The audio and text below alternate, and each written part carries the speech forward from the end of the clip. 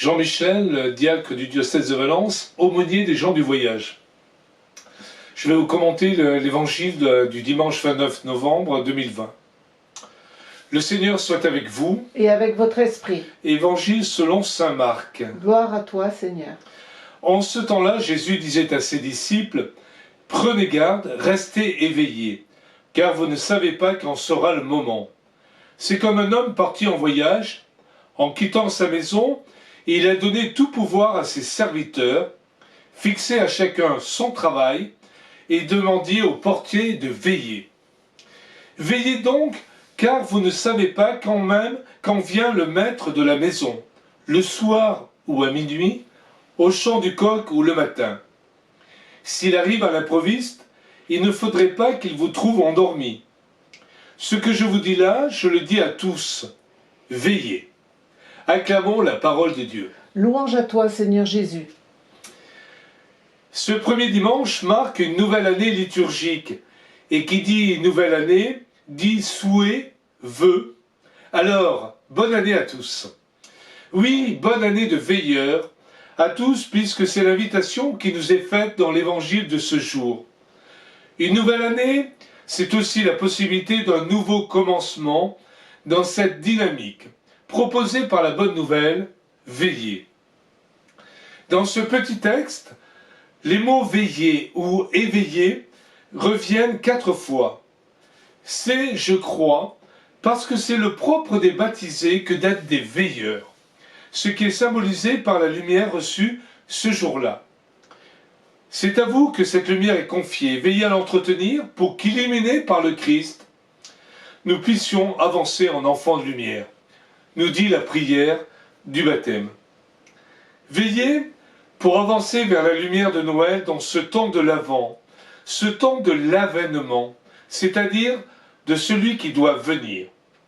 C'est une invitation formulée aujourd'hui pour aiguiser notre vigilance, pour nous inviter à rester les yeux ouverts sur notre monde, sur notre prochain, sur nos malades, sur toutes ces personnes qui sont invisibles dans notre société. Je pense par exemple à ceux qui participent à la nuit des veilleurs organisée par l'ACAT, ONG œcuménique de défense des droits de l'homme. Cet événement rassemble des chrétiens du monde entier et des sympathisants de toute génération engagés dans la défense des droits humains. Ensemble, ils portent la flamme de l'espérance en soutenant les victimes de la torture. Veiller sur quelqu'un, c'est prendre soin de lui ou d'elle, c'est développer une certaine bienveillance. Alors permettez-moi de citer le pape François dans sa dernière encyclique Fratelli Tutti. Il est cependant possible de choisir de cultiver la bienveillance, dit-il. Certaines personnes le font et deviennent des étoiles dans l'obscurité. Cela implique qu'on dise des mots d'encouragement qui réconfortent, qui fortifient, qui consolent, qui stimulent, au lieu de prendre des paroles qui humilient, qui attristent, qui irritent, qui dénigrent. La bienveillance, c'est la libération, c'est une libération de la cruauté. Aujourd'hui, on n'a ni l'habitude, ni assez de temps et d'énergie pour s'arrêter afin de bien traiter les autres, de dire s'il te plaît, pardon, merci.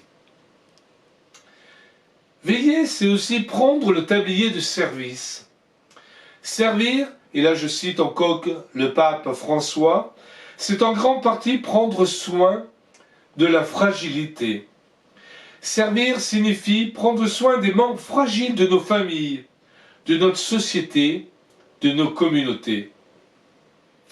Cet appel doit inviter à ouvrir les yeux sur les fragilités présentes dans nos villages, nos associations, nos lieux de travail, nos communautés. Veiller, c'est rester ouvert à la présence de Dieu dans nos vies. Ce Dieu qui se fait petit enfant. Ce temps si particulier que nous vivons doit être une chance pour nous de développer la recherche de la présence discrète et réelle de notre Dieu. Dans sa parole méditée, dans la prière renouvelée, mais aussi et surtout dans le service du frère. C'est rester ouvert à l'inattendu de Dieu. Alors, saurons-nous voir les signes de sa présence dans nos vies? Veiller, c'est aussi être capable de discerner dans notre monde les lumières d'espérance que sont les initiatives mises en place pour un monde plus fraternel. Peut-être est-ce là un chemin de conversion pour ce temps de l'Avent, où nous pourrions trouver chaque jour un signe d'espérance. Veiller, enfin, veut dire ne pas dormir, ne pas être endormi. Cela veut dire être attentif, être conscient et vraiment présent à soi-même, à quelqu'un d'autre. C'est tout le contraire de la distraction, de la dispersion et de la passivité. Veiller, c'est attendre quelqu'un, ce tout autre, c'est l'attendre lui à travers sa parole et le visage du frère. C'est être tourné vers Dieu, comme un argile façonné par les mains du potier qui est notre Père, comme le dit si bien Paul dans la lecture de ce dimanche. Nous sommes l'argile et lui, le grand artiste, le potier inventif. Nous sommes tous l'ouvrage de ses mains. Alors, demandons à Dieu de veiller sur nous, comme le potier veille sur son œuvre. Amen. Jean-Michel, diacre, aumônier des gens du voyage.